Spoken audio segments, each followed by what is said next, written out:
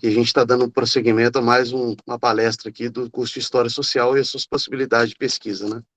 Quero agradecer a presença de todos, inclusive por terem antecipado um pouco esse evento, justamente pelo compromisso do professor, e agradecer especialmente o professor Matheus por ter tirado esse tempinho para poder conversar com a gente, bater esse papo e trazer conhecimento em relação à história social e as suas possibilidades, né?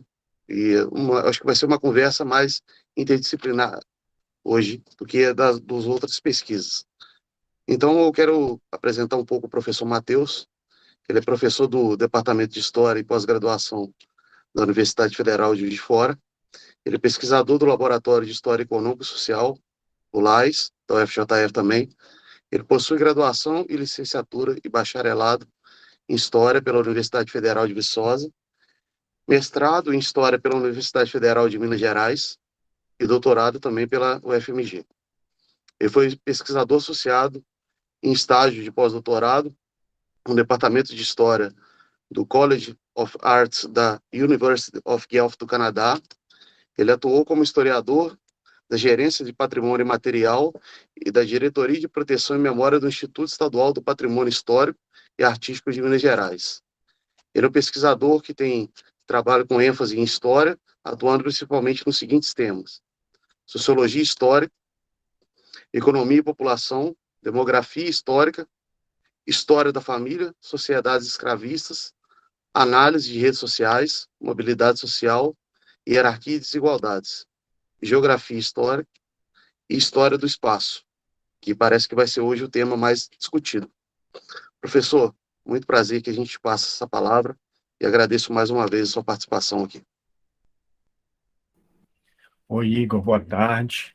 Boa tarde também a Bruna, por todo o suporte aí, a toda a outra equipe, né, pessoas que estão aí no background, dando todo o apoio aqui. Eu primeiro agradeço, na pessoa do Igor aqui, mas estendido a todo o laboratório, o convite, né, por participar desse evento, desse curso.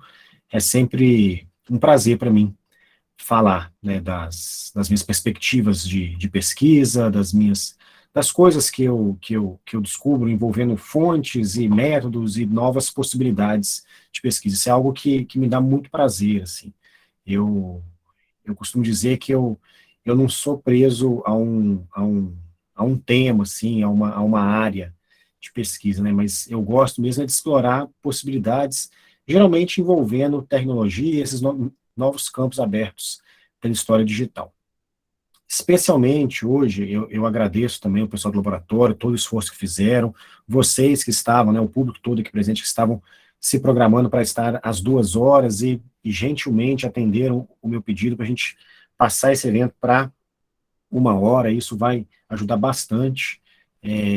As universidades hoje, né, todas, né, por conta de questões relacionadas ao MEC, reformas e normativas, estão passando por todo um processo de reforma curricular, e eu estou bem no olho do furacão em uma das reformas que a nossa universidade está passando aqui. Então, assim, está sendo reunião atrás de reuniões, convocadas com 24 horas, com 48 horas de antecedência. Então, às vezes, pega de surpresa e a gente fica constrangido nesses pedidos, mas gentilmente foram atendidos, e eu agradeço muito por isso. Bom, o Igor já adiantou, né? Um dos vários temas de pesquisa que eu já pesquisei, dentre os vários temas de pesquisa que eu já pesquisei, o que nos últimos, vamos dizer assim, 2 anos, 3 anos, tem mais chamado a minha atenção é esse campo, né, dito história do espaço. E é um campo muito construído, né? Ele tem toda a sua epistemologia embasada numa reaproximação entre a história e a geografia, né, e as possibilidades, né, que a computação gráfica, o georreferenciamento, desde os anos 80, vem abrindo como portas, né, a essas duas áreas. Tá? Então, a minha apresentação, eu diria que ela vai, né, eu vou apresentar rapidamente alguns panos de fundos de problemas históricos que eu tive ao longo de várias pesquisas, meus outros temas de pesquisas, como o Igor leu na minha apresentação, relacionados à sociologia histórica, à demografia histórica, às ruralidades, à história agrária, né? E, digamos assim, eu terei mais ou menos esse sumário aqui, trazendo problemas históricos, problemas teóricos e procedimentos, como que a gente pode instrumentalizar a teoria para essas análises, como que a gente, a partir disso, lança mão de técnicas, né, no caso, técnicas relacionadas à geografia, né, essa imagem mesmo de fundo que eu coloquei nesses slides, né, vocês veem aí que é uma planta cartográfica, né, nós temos aí todo o sistema de referenciamento por coordenadas aí na esquerda, no canto esquerdo, né, na margem esquerda e na margem superior, e ali são pontos, né, que se criei, né, como aqueles trabalhinhos que a gente criança fazia, punha uma folha embaixo, outra folha em cima, e você vai desenhando por cima, né, isso feito, obviamente, com computação gráfica no computador, né, e por fim, né, uma conclusão em que eu reflito sobre, né, interseções, sobre fronteiras entre a microhistória e a história do espaço. Bom, sobre a questão dos problemas históricos, né, nós temos aí uma vasta discussão historiográfica sobre a questão da terra no Brasil.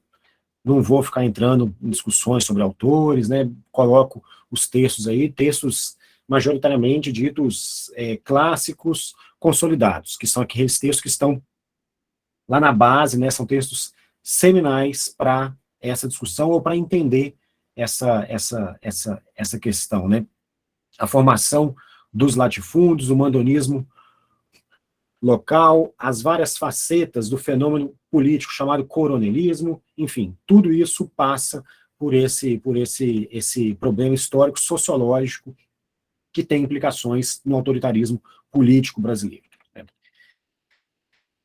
Né, digamos assim, um veio, né, muito importante de toda essa discussão, a Lei de Terras, né, que talvez mais conhecida do nosso meio de discussão no campo da história, né, penso eu aqui, está falando para vários historiadores, mas, e aí tem esses vários autores aqui, que eu aponto aqui, como textos em que podem dar para nós uma importante dimensão dessa discussão sobre o que foi, o que não foi, o que poderia ser, vamos assim dizer, a Lei de Terras. Tá?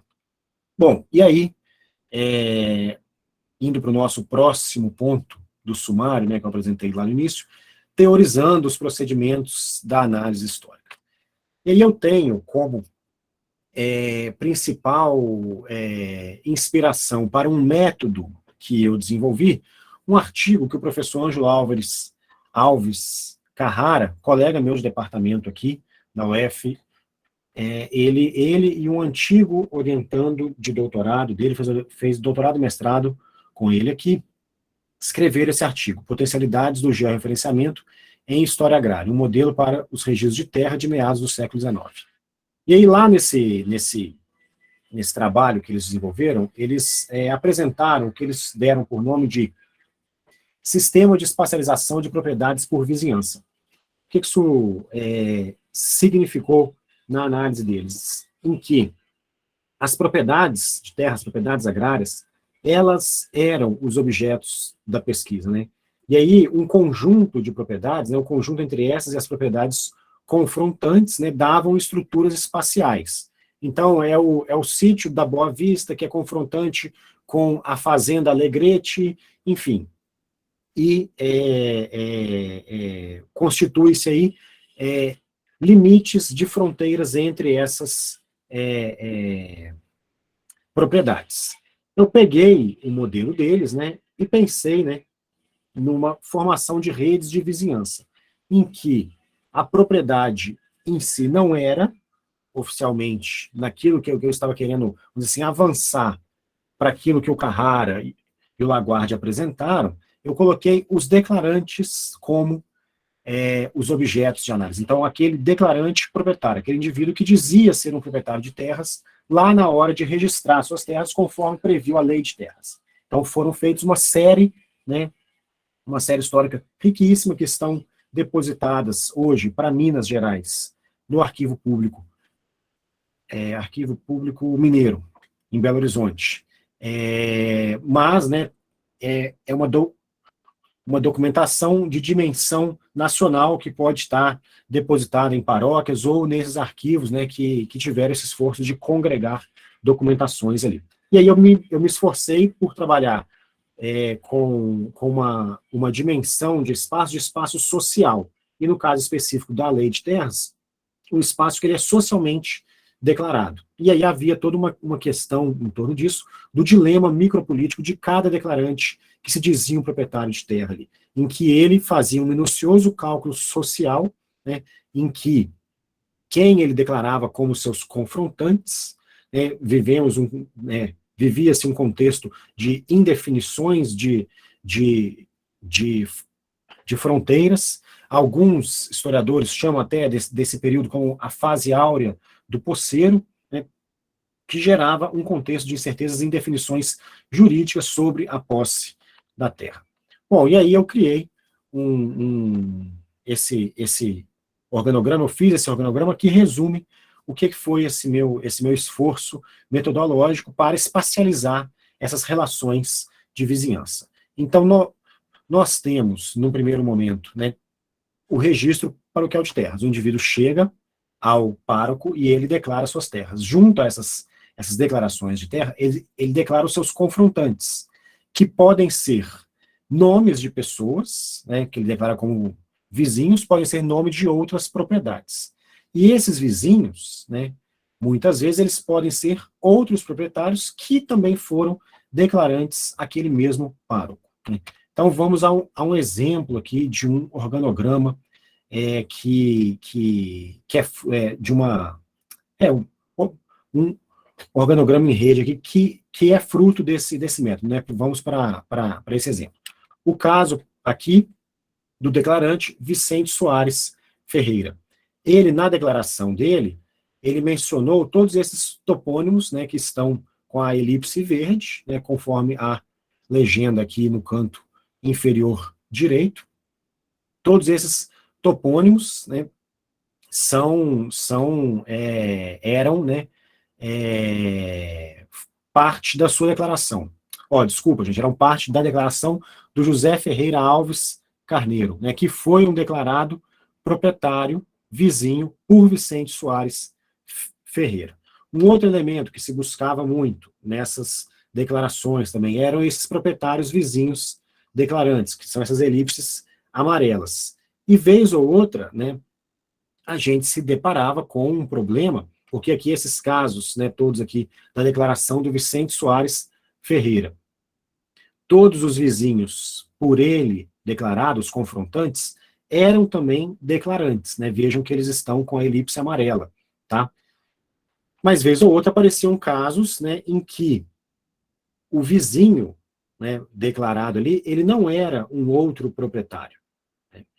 Então, ele, não sendo esse outro proprietário, ele não vinha a declarar, né, a gente não tem acesso, né, ao que ele socialmente se declarou, ao como ele se colocou naquele espaço, porque não há uma documentação em que ele foi lá e declarou sua terra. Mas outros proprietários identificaram ele como proprietário, dizendo que eram vizinhos das suas posses, do seu pedaço de terra, essas coisas assim. Então a gente se depara, muitas vezes, com esses problemas. Por exemplo, aqui, o Jesuíno Gomes da Silva, em que, né, só um exemplo aqui, ele declara ser proprietário nos arredores da Bananeiras, né, um topônimo que ele coloca lá, que depois, com a avançada pesquisa, eu vim descobrir que era uma fazenda ali na região, na paróquia, em estudo aqui, né, e que ele declarou ser confrontante, além, né, com as Bananeiras, com o Vicente Soares Ferreira e com o Francisco Soares Ferreira. Mas quem é o Francisco Soares Ferreira? Talvez, né, um parente, um irmão, um filho do Vicente Soares Ferreira, mas efetivamente a gente não sabe. Então a gente passa a lidar com essas pontas soltas nessa declaração. Isso traz à tona, né, o problema de qual a relação social que se existe entre esses proprietários declarantes e quem é esse proprietário, esse confrontante mencionado, que não é um proprietário, efetivamente, que procurou um pároco para declarar ali as suas terras. Então, procurando, né, entre aspas, essas pontas soltas nesse espaço socialmente declarado, que nós vamos compreender melhor as feições desse contexto, como eu mostrei mais cedo, de incertezas jurídicas e políticas. Bom, e aí, todo esse trabalho, ele ele nasce, né, da curiosidade de pesquisa. Sim, todo pesquisador precisa ter curiosidade, né, mas ele evoca, né, teorias, problemas que são caros à nossa historiografia. Além de toda a questão que envolve a discussão sobre a lei de terras, a questão da terra no Brasil, há uma outra discussão, que é a discussão da virada espacial. Um texto que eu indico para todo mundo, que eu não sei se o pessoal do grupo já leu, se conhece, o professor que coordena o grupo aí, né, o professor José da Assunção Barros. Ele tem um texto do ano de 2006, publicado lá na revista Vara História, que é História, Espaço e Tempo, Interações Necessárias, em que ele faz assim, uma análise impecável assim, sobre os principais importantes apontamentos dessa aproximação, dessas, o que ele chama, né, essas interações necessárias entre os conceitos de história, espaço, história e tempo, tempo e espaço. Né? E aí ele apresenta lá toda uma discussão, né, da orientação espacial na formulação de problemas historiográficos. Uma tradição que é muito antiga, aqui embaixo vocês veem aqui, eu trago lá uma citação que ele tem do Brodel no seu livro Mediterrâneo, em que é um clássico, né, talvez uma das primeiras obras, né, em que o espaço geográfico ele é um personagem determinante na análise historiográfica. No caso, o espaço geográfico do Brodel, um oceano. Né? E aí, lá se aponta, né, o problema de que se perdeu, né, essa tradição de enxergarmos o espaço como uma construção social relevante. Né? Muitas vezes, na maioria das nossas teses, dissertações na historiografia hoje, a gente vê lá uma menção a um território, a um espaço, mas simplesmente como um mero cenário. Né? Mas muitas vezes o que a gente deve buscar é entender esse espaço, né, como palco onde a vida social, onde toda a história social se desenvolve, né, como eu coloquei, logo um elemento chave para saber o como e por que ela se desenvolve. Dentro disso, há uma série, né, de vertentes interpretativas, os determinismos e os possibilismos geográficos, há questões filosóficas envolvidas nisso, que pensam o espaço metafísico, kantiano, né, que discutem, né, os saberes e os territórios, o poder, a política, o espaço como um lugar da imobilidade, ou o espaço como fruto de discursos que constroem fronteiras, que constroem esses territórios, esses espaços nacionais, paroquianos, religiosos, enfim, há toda essa discussão que perpassa por essa questão também. Bom, procedimentos metodológicos. Aí, tendo toda essa discussão, você lê, você discute, você reflete sobre a teoria do seu problema, pensando em instrumentalizar a análise ali para aqueles dados empíricos que você levantou ali. No meu caso, as declarações dos proprietários de terras aos párocos de suas paróquias. E aí, na minha busca por entender, né, a formação desse espaço social, os dilemas micropolíticos que envolviam esses declarantes, um primeiro procedimento metodológico, buscar mapas, né, mapas do período, mapas contemporâneos, que vão te possibilitar um conhecimento sobre aquele espaço que você está estudando, aonde aquele espaço sobre o qual as fontes de pesquisa dizem sobre, né, entender como que ele se formou, né? Não olhando para um mapa como esse que está representado aí, como um mapa que representa fielmente o espaço, um mapa que é a verdade do que se diz aquilo ali, né? Mas um mapa que é construído também pela visão do cartógrafo e que muitas vezes, né, está impresso ali essas dinâmicas sociais que fizeram parte da história daquele lugar, fizeram, né, formam a história daquele espaço. E aí, com métodos próprios, como eu falei, da computação gráfica, do georreferenciamento, você extrai todas as informações, né? Então, vejam aqui, né, um mouse, né, o mouse corre aqui por cima, aqui, esse rio aqui correndo aqui, a gente extrai toda a informação dele, isso tornam-se pontos, né, pontos georreferenciados, cada ponto desse, cada linha dessa, com um sistema de coordenadas, esse sistema nosso que é contemporâneo hoje, né, e aí você pode manejar com várias camadas de informação. Você pode ainda trabalhar, né, com mapas altimétricos, tá? Para entender dinâmicas próprias, né? Às vezes, você olhando para um mapa como esse aqui, né, essa região aqui parece muito próxima a essa aqui, mas você, quando vai para o mapa altimétrico, elas são regiões que podem ser socialmente distantes, haja vista uma serra que há no meio, né, que pode ser um paredão, pode ser uma grande pedra, né, obviamente que não é intransponível, mas que não torna, né, esses espaços próximos quando a gente não busca entender, né, a hypsometria, o relevo, a hidrografia de uma região. E aí isso traz, né, essa análise que você trabalha com camadas, percebendo, né, o espaço, conhecendo um pouco mais, né, problematizando o seu espaço de estudo, ele abre, né, ricas possibilidades para você entender processos, né, de expansão de fronteira, processos migratórios, que foram parte constituinte da formação do que é o território brasileiro, ou cada território estadual, municipal, paroquial, que nós estudamos, né, temos como objetos de pesquisa. E aí eu coloquei uma seta branca aí, sobre seria esse pico, né, que ele está apontado aí, que é chamado de Morro da Pimenta. Tem o Córrego da Pimenta e o Morro da Pimenta, que foram nomes, né, que desde o século XVIII dava-se a esses arredores, né. E aí eu encontrei uma carta de Sesmaria concedida a João Francisco Pimenta.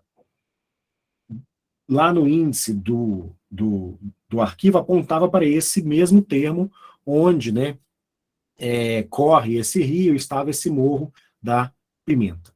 E aí essa carta, né, do João Francisco Pimenta, ele fala que era morador na freguesia de São José da Barra, do termo da cidade de Mariana, e que ele tinha terras numa paragem chamada Quebra-Canoas, e que essa ia para a banda de um rio que desaguava em um córrego, e no meio dele tinha umas capoeiras, a qual vertia da parte do sertão, e no mesmo córrego alguns matos virgens, e aí ele fala, né, que ele pede que se lhe passasse carta de Sesmaria, de meia légua em quadra, principiando a medição de um espigão, que estava no fim das capoeiras, né.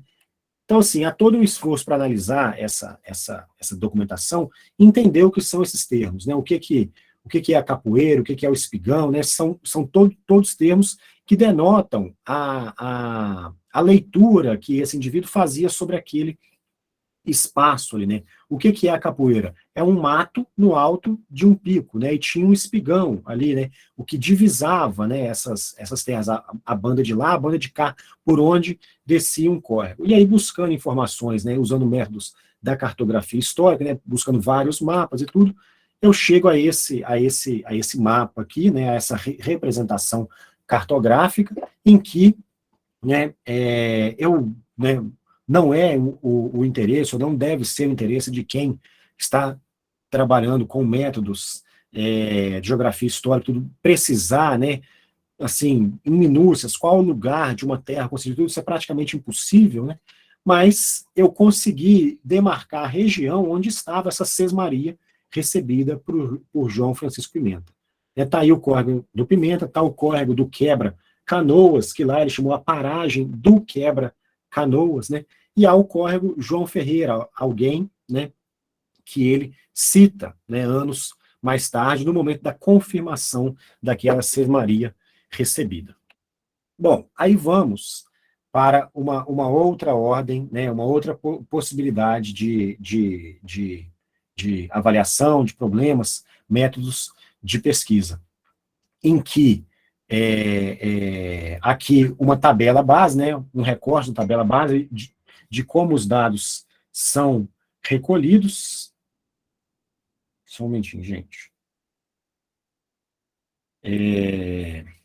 De como os dados foram recolhidos, né, e aí depois a gente transforma isso, como né, a próxima planilha aqui, o recorte, né, os indivíduos que declaram, então eu busco as relações de vizinhança, quem declarou qual relação ela é simétrica, assimétrica, aonde estão as dualidades, né? Então, por exemplo, aqui o Faustino Rodrigues, ele declara o Manuel Ferreira Lima, que por sua vez também declara Faustino Rodrigues como seu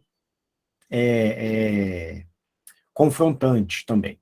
E aí isso a gente joga para essa estrutura, né, de um grafo, né, em que o tamanho da elipse aí representa essa coluna aqui, que seria a área transformada para alqueires, né, isso aí eu busquei, tem historiadores que possuem essas métricas, que permitem essas transformações, mas, mais uma vez, não é uma busca por algo certo, assim, mas uma aproximação, mas aqui só para ter uma dimensão de quem eram os grandes, os médios, os pequenos proprietários, quem ocupava, né, o local central nessas relações de dependência, relações de vizinhança, né, e as cores, né, os vários distritos, né, que haviam dentro, né, de uma paróquia, procurando entender também,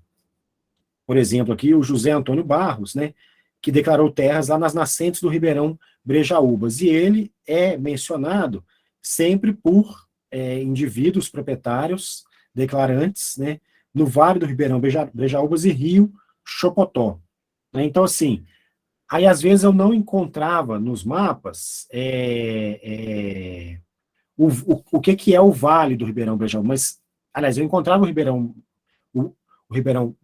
como é que eu posso dizer? O Brejaúbas, mas eu não sei aonde, porque o vale ele tem uma longa extensão, né? Mas, sendo eles confrontantes do José Antônio de Barros, que está lá na região das nascentes, a gente tem uma dimensão um pouco melhor de onde que aqueles proprietários podem estar declarando, de qual espaço eles falam, né?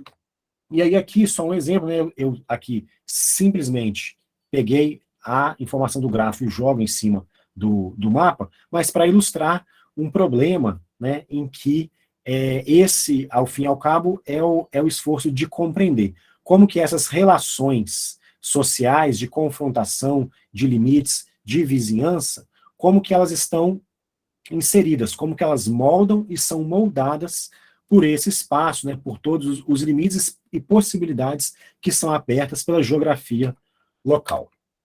Volto àquele primeiro exemplo que eu dei das declarações lá do Fortunato Pedro, do Vicente Soares, Jesuíno Gomes e o José Ferreira Alves Carneiro.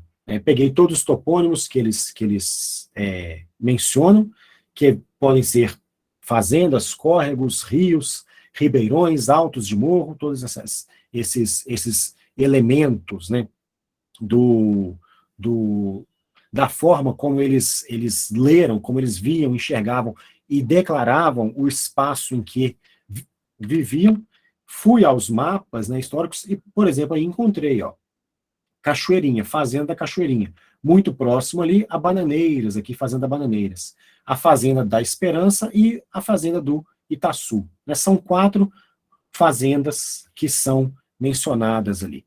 E aí, a partir disso, né, eu tenho já, digamos assim, um quadrado aqui de onde aqueles declarantes podem estar declarando as suas terras, e começa a buscar outros declarantes que também estão nesse espaço. Outros declarantes que mencionaram esses mesmos topônimos ou outros topônimos que me aparecem aqui nesse mapa, né? Fazenda do Tilo Siqueira, né? Três Barras, né? Fazendinha, Fazenda muita de dentro, a Fazenda do Café, enfim, começa a fazer esse jogo de escalas, trabalhando com as várias camadas que o método, né, da extração dessas informações desses mapas permitem. E aí isso tudo traz uma série de outros declarantes, não mais apenas aqueles 4, né? E aí esse grafo, né, de uma interpretação complexa, né, envolvendo vários outros distritos, micro-regiões dentro da paróquia, como um todo, e desde pequenos proprietários até grandes proprietários. E aí há alguns nomes destacados nessa rede. E eu vou trazer como exemplo da análise aqui, aqueles, né, que são mais distantes entre si, né? Mas isso não quer dizer que eles são distantes geograficamente. Aqui, a representação é do espaço social, né? Então, por exemplo, esse aqui no cantinho de baixo, aqui, o Alexandre Rocha Oliveira, né, e a Maria Madalena de Jesus Araújo. Eles um em uma extremidade dessa rede e o outro numa outra extremidade aqui embaixo. E aí, para compreender, né, mas ambos declaram ser proprietários no distrito da Vila, tá? Era o distrito central, que a vasta maioria dos outros proprietários aqui são, vocês podem ver por esse verde mais clarinho, né, o número 15 aí na legenda, né? Bom, e aí esses indivíduos, eles estão distantes entre si, mas a relação entre eles, ela é intermediada, né? A Maria Madalena declara um indivíduo, que declara um outro, então assim, há passos possíveis, né? Há indivíduos declarantes, proprietários, que são, entre aspas, possíveis intermediadores entre eles, né? E aí, nesse aspecto, né, torna-se, né, quando a gente está pensando nos conflitos, nas dinâmicas da formação desse espaço social, aquele indivíduo intermediador, né, muitas vezes não é um indivíduo central, mas ele é um indivíduo intermediário, ele detém um papel muito importante. Então, por exemplo, eu destaquei aí o Manuel Ferreira Maciel. Veja que toda a porção da rede que está destacada por esse retângulo vermelho, né, ela toda não se relaciona com o restante da rede, a não ser se passar por uma relação de vizinhança que existe entre o Manuel Ferreira Maciel e esse declarante aqui, que está destacado com esse número 5, que eu não destaquei o nome dele aqui, mas está representado aqui. Então, Manuel Ferreira Maciel menciona ele, e ele, né, há um microcosmo aqui, que está destacado dentro desse retângulo em vermelho, né? Outros indivíduos, né, que foram, eles detiveram essa centralidade na intermediação dessas redes, foi o Antônio Anacleto Varela e o Antônio Dias dos Anjos. Então, essas setinhas aí agora em cima do nome deles, que são pequenos e médios proprietários, mas muito reconhecidos pelos outros indivíduos nos seus arredores, né? Vejam, né, que em relações muito próximas a eles há aí o Eduardo Teodoro de Araújo, o Joaquim Pedro Vidigal de Barros e a Tereza Maria de Jesus Carneiro, que são grandes proprietários daqueles arredores ali. Mas não foram esses indivíduos que detiveram a centralidade nessa rede, né? Qual problema isso nos coloca, né? Ou permite, né, como eu vou concluir, né, pensar essa nova dinâmica para as relações sociais no mundo rural do Brasil do século XIX, né? Que muitas vezes, quando você vai lá para o registro de terra, você olha o grande proprietário e pensa nele logo como o mandão local, aquele indivíduo autoritário, grande senhor de escravarias. Ele era tudo isso. Mas esse capital político e social que ele constrói, ele tem intermediadores, tem indivíduos que intermediam, né, essa relação dele, que é uma relação muitas vezes espacial. A criação de dependentes se dá em relações incertas de fronteiras num período em que a propriedade privada, né, como a gente entende hoje, ela estava sendo gestada, teoricamente, né, dentro da teoria política e econômica do Império do Brasil. Então, isso chama a nossa atenção para esses pequenos e médios proprietários que desenvolveram esse papel, que eu estou chamando aqui, esse papel de intermediador. Então, vejam, né, como que, né, essa história do espaço, né, nos permite um jogo de escalas em que temos a oportunidade de lançar mão de análises microanalíticas, por exemplo, sobre a vida, a trajetória do Antônio Anacleto Varela, Antônio Dias dos Anjos, né? E isso tudo, né, ele não se dá aleatoriamente, né? Por exemplo, vou escrever um artigo sobre o Anacleto, né? Não é aleatoriamente que eu chego ali e escolho o Anacleto como um personagem foco para um problema, uma dinâmica histórica a qual eu quero discutir e debater, né? Mas vem de todo um esforço, né, um cuidado metodológico em entender as dinâmicas sociais construídas e gestadas naquele espaço em que esse ator histórico viveu, né? Então, por isso que é o que eu escrevo, né? O historiador, muitas vezes, ele precisa vencer preconceitos e ceder às tentações tecnológicas da história digital. O que eu sinto, na experiência minha, assim, é que muitas vezes nós temos medo, né, de ir a fundo no uso das tecnologias no nosso métier, né? Mas, obviamente, nós temos que estar cientes dos limites, né? Não é porque eu estou georreferenciando, né, uma série de relações de vizinhança, indivíduos que se colocam em espaço, que eu estou precisando ali, como a exemplo do Google Maps, ele precisa um destino ao qual você quer ir, quando você traça ali uma rota, né? Eu não estou precisando essa localização, mas eu estou criando, né, subsídios, né, para permitir avançar na nossa análise, que é do método indiciário, né, próprio. Bom, gente, é isso. Mais uma vez, muito obrigado ao pessoal do grupo aí, a todo o suporte, obrigado a todos vocês que participaram. Talvez haja perguntas no chat, eu não sei como é que a dinâmica é agora aqui, mas aí tá também, viu, gente? O meu e-mail, eu tenho um Instagram também, e tem também, aliás, o site está fora do ar agora, porque a gente está em manutenção com ele, mas é um site de um grupo de estudo de pesquisa que eu tenho aqui na UF também. Bom, é isso, foi um prazer enorme, viu, gente? Muito obrigado, obrigado, Igor, obrigado, Bruna, e todo o outro pessoal do grupo aí da UFRRJ. Professor, a gente agradece imensamente pela participação. E eu vi você mencionando o professor José da Assunção, ele é o líder nosso aqui Eu do sei, laboratório. eu sei. Seguinte, eu vou pedir para o pessoal poder fazer as perguntas no chat. Quem quiser levantar a mão, a gente vai seguindo por ordem. Mas eu queria fazer umas duas perguntas antes, se possível. Professor, eu queria saber se as famílias mais abastadas de uma freguesia, antes da lei de terras, no caso, antes de 1850, elas teriam possibilidade de influenciar nos limites dessas freguesias, por causa da questão das posses que elas tinham, que geralmente eram meio que limítrofes. Uma posse, por exemplo, na freguesia de São João Batista do Presídio, se estendia até alguma região ali que fosse de outra freguesia.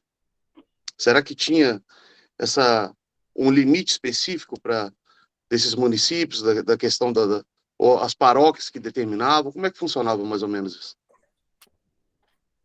Nós vamos fazer blocos de perguntas, ou você faz uma pergunta, eu já respondo? Bom, pode responder. Pode Daí tá. depois a gente responde. Tá. Igor, isso que você colocou aí é um interessantíssimo problema de pesquisa. Nunca li nada sobre alguém assim, procurando uma resposta para isso e tudo, mas pela minha experiência, né, eu acredito que há caminhos para que se busque, né, a resposta do que você colocou, né? Esses indivíduos mais abastados, geralmente, quem são eles, né? Eles são a primeira nobreza da terra, vamos assim chamar, usando o termo lá do Fragoso. né? Ele usa isso para o Rio de Janeiro, né? Capitania do Rio de Janeiro, mas um processo muito parecido se desenvolve também nas fronteiras dos núcleos mineradores de Minas Gerais, né? Que aí o caso que você falou, o espaço onde eu estudo também, né?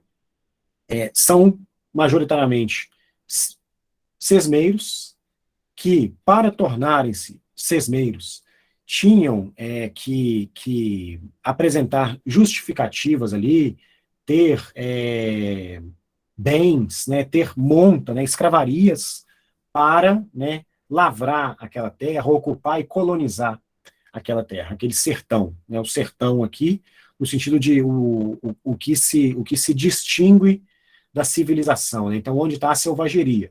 Então, geralmente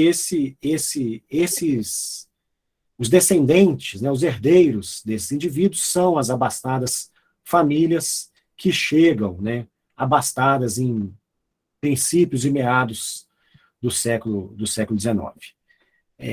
Certamente tiveram um papel muito importante na territorialização de espaços eclesiásticos e administrativos, tá?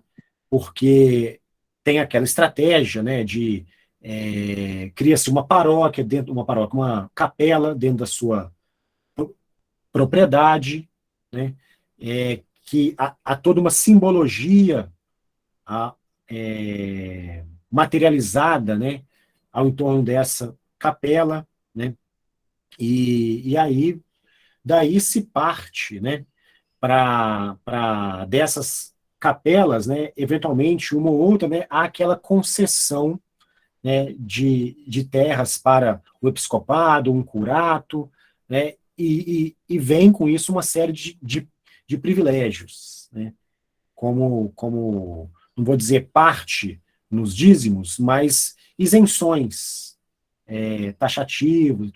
E aí, como a capela, dentro daquela propriedade, torna-se parte de um curato, de uma freguesia, de um episcopado, ela delimita, né, até onde vai a freguesia, onde vai a paróquia. Isso pode ser que sim. Né? Eu estou usando a palavra pode ser que sim, porque eu desconheço se alguém que já tratou disso profundamente. Né? Mas está aí um bom problema de pesquisa. Talvez recorrer a um cruzamento possível, supondo que lá para a região que você está estudando, Igor, haja registros paroquiais de terra e há, né, as sesmarias lá no APM. Cruzar nomes, né, reconstruir genealogias, identificar quem são esses indivíduos que estão no registro paroquial de terra, que são esses herdeiros de antigas sesmarias. Muitos deles declaram, né, quando vão declarar a sua propriedade, sou proprietário da Fazenda Bananeiras, dimensões, uma sesmaria de terra. E às vezes falava, que recebi por herança do meu pai, não sei lá. Às vezes aparece isso, né? Mas o método mais, talvez, de menos contorno é essa reconstituição desses indivíduos, né, retroagindo até o século XVIII, né, de quem eram proprietários declarantes e retroagindo, para ver aonde estão essas antigas sesmarias e qual a sobreposição delas sobre o registro paroquial de terras. Obrigado, Isso professor, fosse porque interessante. essa pesquisa que eu estou tentando desenvolver, mais ou menos. Porque existe quando a gente trabalha com os registros paroquiais, você pode observar até numa questão dos matrimônios, antes de você ir para a questão das terras. Você observa que o indivíduo sempre tem a questão de onde que ele é natural. E a gente pode usar um exemplo brevemente do Constantino Pinto, que tinha muita influência em São João Batista do Presídio, e depois ele teve também influência em Muriaé, São Paulo do Muriaé, a formação aqui da cidade e o desenvolvimento. Mas aí, vamos tentar imaginar que ele tinha as posses dele no presídio, e ele continuou mantendo uma certa influência econômica e política lá, e também exerceu essa influência econômica e política em Muriaé. Então, parece que, mesmo ele sendo, não me recordo se ele era natural de lá, mas parece que o indivíduo ele pode exercer influência em várias freguesias, né? Poderia exercer influência em várias freguesias. E esses limites, por exemplo, de uma família, não estava apenas direcionado aquela localidade, mas ela poderia se estender, fazendo conexões através de casamento, ou aqueles que tinham uma terra que era limítrofe à outra, aí tinham essas conexões entre as famílias. E uma curiosidade realmente é essa que eu tenho de saber até onde iam essas influências, que elas não apenas se limitavam a uma freguesia. É algo que eu pretendo trabalhar depois. Olha, elas vão, Hum. desculpa a piada, assim, não sei se é o momento, elas vão ao infinito e além, entendeu? Porque é o que a fonte demonstrar, assim. Eu publiquei um artigo no início desse ano, numa revista lá da Universidade Nacional Autônoma da Colômbia, revista de História Regional e Local. Lá no meu Lattes tem lá, e aí ela tem DOI, né? Então, quando você clica no linkzinho do DOI lá, já cai nela. Eu começo com um caso anedótico, assim, né? Nós, historiadores, a gente caiu nesse vício, assim, sempre iniciar artigos com uma historinha legal e tal. Começo ela com um caso anedótico de um casamento, um casamento não, um batismo que ocorre numa paróquia, uma paróquia particular, uma capela particular dentro da fazenda dos avós do batizando, e que os padrinhos, eles vêm do Rio de Janeiro para... E assim, o pároco teve a distinção de marcar isso, que os padrinhos vieram do Rio de Janeiro para a cerimônia e tal. Aí eu fui pesquisar quem eram os padrinhos. Pô, por que o padre está falando que os indivíduos eles são do Rio de Janeiro? Por que está falando isso? Então, fui pesquisar, aí era um indivíduo do Rio de Janeiro, mas que ele era lá porque ele era um magistrado no Rio de Janeiro, mas ele era oficialmente de Pernambuco, de Olinda, né? E ele, no Rio de Janeiro, havia se casado com uma prima desse pessoal, da família aqui de Mariana, em Minas, né? Então, veja uma série de relações que tinha, né? E esse indivíduo que veio do Rio de Janeiro, ele era sogro, né? Ele era sogro já nessa época, do Araújo Lima, que foi um dos regentes após a abdicação de Dom Pedro I, né? Então, vejam o quanto que essas relações de influência, elas podem envolver, elas podem ser transfronteiriças a nível de províncias, né? Maria Fernanda Abicalho, né? Maria Fernanda Abicalho, ela tem aquele livro, né? O Império das Províncias. Ela apresenta um pouco essa discussão lá, a nível, né, território e política imperial. Quanto mais casos como o que eu estudei, o que você está estudando, Igor, quando a gente está pensando nesses distritos. A fronteira, ela não é um marco preciso e imóvel, né? E a fronteira é móvel, a fronteira ela é fluida, né? A fronteira é construída nessas relações, nessas dinâmicas sociais que envolvem toda a influência, o prestígio, os privilégios e o poder, desde do menor distrito à província. Tá certo, professor. Muito obrigado aí pela resposta. Tá bom. Pessoal, Obrigado. alguém tem alguma pergunta para a gente poder fazer para o professor? Eu tenho, professor, eu acho que, observando assim um pouco da sua palestra, né, um tema que eu não conheço tanto, e acredito que é um tema bem específico, né? Eu queria saber quais seriam, na sua opinião, né, na sua visão de pesquisador, de professor, as maiores dificuldades em relação à pesquisa com esse tema hoje. E uma outra coisa que eu gostaria de perguntar, não sei se dá para estabelecer uma relação, acredito que sim, de alguma forma, como a gente poderia pensar esse tema na escola? Eu sei que é algo muito amplo, né, de certa forma, mas pensando aqui que tem graduandos aqui, né, tem futuros professores, como que a gente poderia pensar o trato com esse conhecimento na escola? Tá. Bruna, sobre as dificuldades para esse tema hoje, eu acho que nós, historiadores, estarmos dispostos a entrarmos numa seara de discussão teórica e desenvolvimentos de procedimentos de análise e métodos que não são muito comuns à nossa área. Tá? Isso requer um esforço de estudar algo no qual nós não fomos formados. Né? Por exemplo, a geografia está cada vez mais distante da história. Né? Vivemos uma era que a gente se fala cada vez mais da importância da interdisciplinaridade, mas, efetivamente, cada vez mais nossos cursos estão encastelados dentro das suas próprias discussões. Não sei aí quantas universidades estão representadas aqui, mas alunos de graduação, façam um levantamento aí rápido na cabeça do currículo de vocês, quantas disciplinas fora da área de história, não sei como é que funciona na universidade de vocês, mas aqui na minha universidade aqui, quantas disciplinas que não são de código IS 100 e alguma coisa, IS 300 alguma coisa, não são desses códigos, né? Muito poucas, né?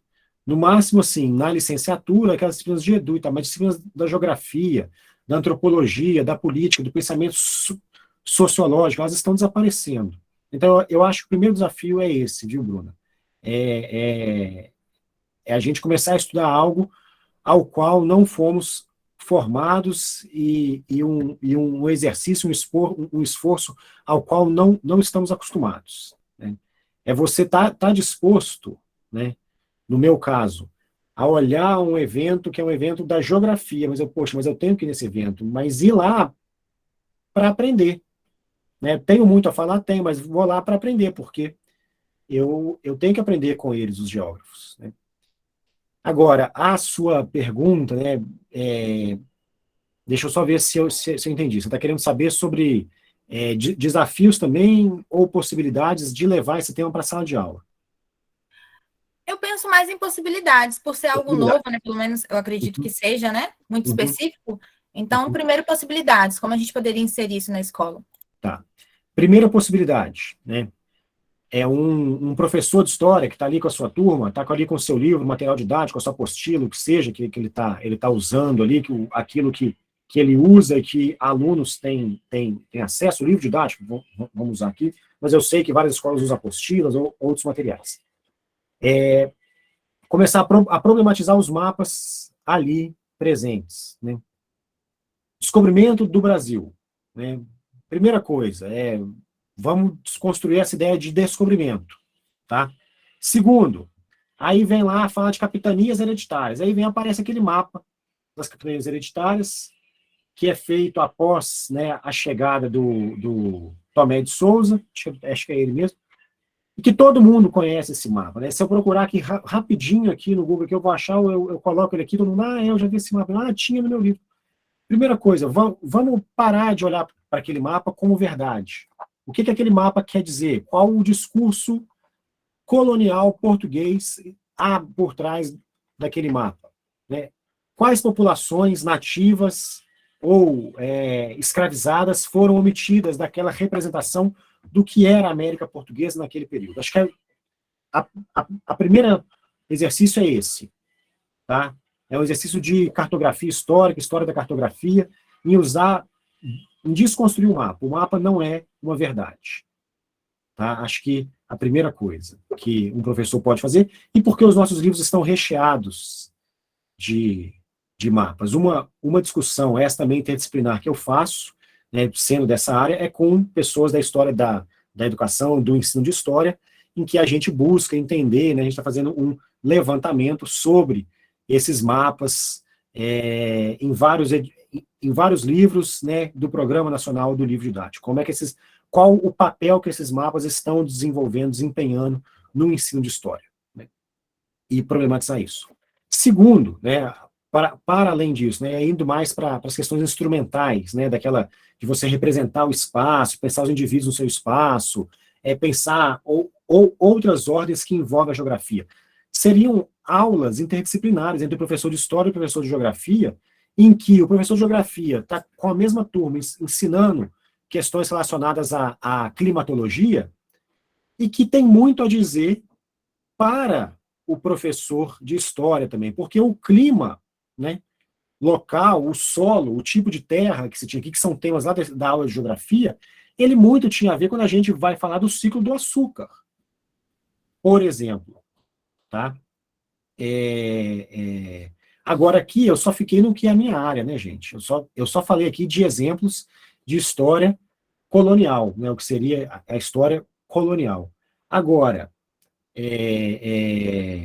podemos trazer essa discussão também, né, pensar os processos de industrialização, né, o êxodo, o chamado êxodo rural, né, a formação das cidades, das metrópoles, das megalópolis, né, como é que foi pensado o urbano no Brasil?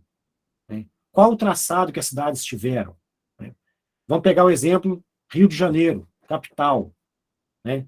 Tem todo aquele projeto lá de reforma urbana. A gente fala de Belle Époque, fala de um monte de coisa, né? de processos sociais, resistências políticas ali.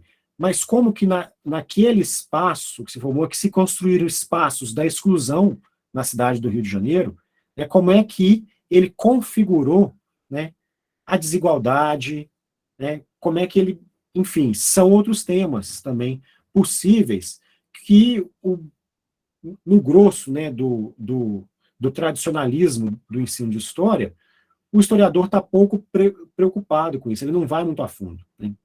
Agora, tudo isso que eu falo aqui pode ser muito utópico, né, porque a maioria dos professores de história não tem tempo, né, para dar todo o conteúdo, né, dentro daquelas horas que são concedidas nos currículos do ensino básico.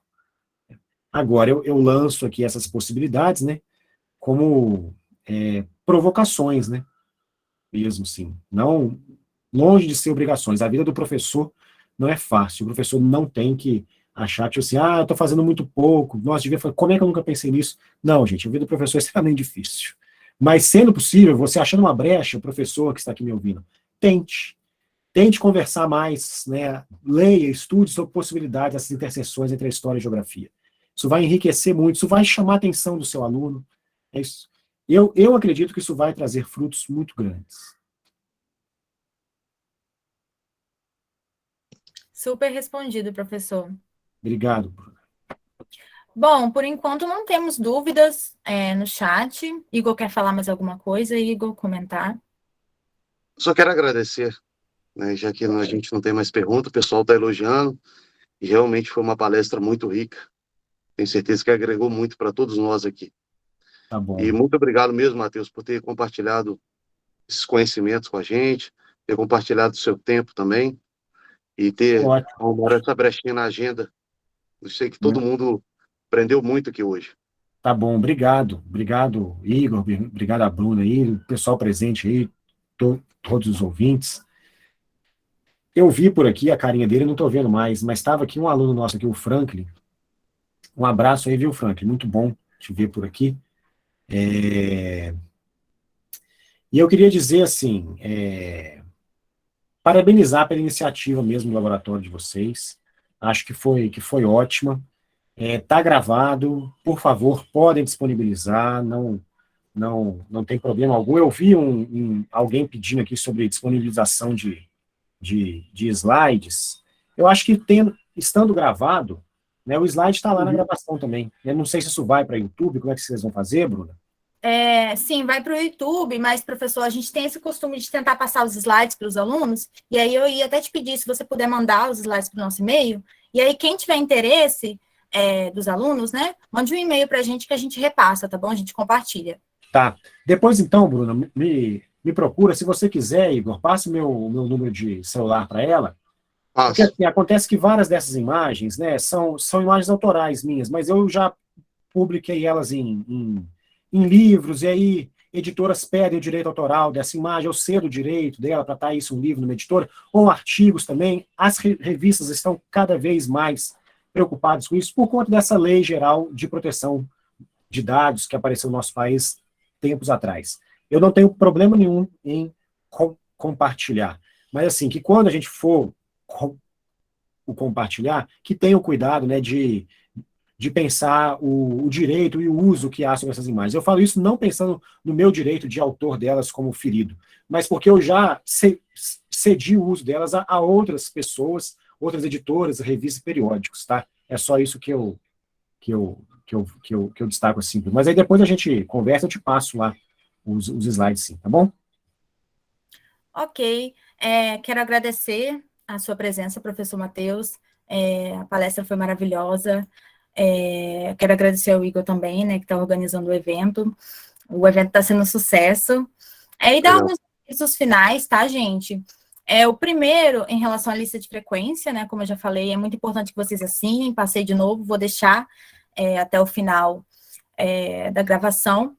Também quero dar um aviso, e aí é um aviso novo, em relação a como vai funcionar a próxima aula sobre a entrada dos participantes, tá, no curso. A gente vai estabelecer um tempo limite, vamos deixar vocês chegarem até 3h20, né, que é um pouco depois da fala do professor, o momento que a gente passa a lista de presença, e depois a gente não vai mais aceitar que ninguém entre, tá? Também outros recados, né, usuais em relação às redes sociais, né, pedimos que vocês acompanhem a gente pelas redes sociais, nosso Instagram, nosso Facebook, vou deixar aqui no chat também. De novo, falando sobre a participação no laboratório, quem tiver interesse em participar, mandar o CPF, nome completo, currículo Lattes para o nosso e-mail. E no mais, é isso, agradecemos a presença de todos, não esqueçam da lista de presença, e eu vou estar passando aqui as informações pelo chat agora, tá bom? Boa tarde a todos, quem tiver interesse, só ficar olhar aqui as informações. Boa tarde, pessoal, até o próximo encontro, hein? Obrigado, Bruno, pelo suporte. Obrigada a você, Igor.